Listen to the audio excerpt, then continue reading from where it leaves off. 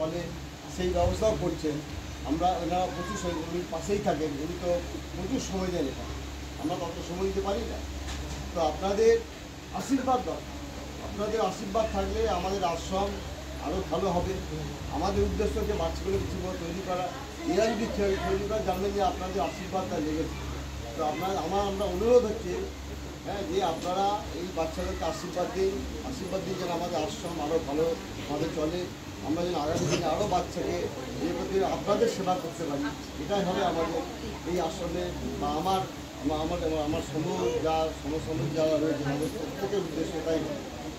তো আজকে আমরা এই যে ক্ষুদ্র বস্ত্র বিতরণের আয়োজন করেছি আপনাদের মায়েদের জন্য। এই ক্ষুদ্র আপনারা বস্ত্র আমাদের কাছে গ্রহণ করবেন এবং আজকের উদ্দেশ্যটা হচ্ছে আজকে বাসন্তী পুজো, অষ্টমীর দিন। তো এটা শুভ দিন, সেই হিসাবে আপনাদেরকে ডাকা হয়েছে এবং তো আপনারা সব একে একে বস্ত্র নিয়ে এখানে আমাদের ঠাকুরের প্রসাদ গ্রহণ করবেন, তারপরে বাড়ি ঠিক আছে।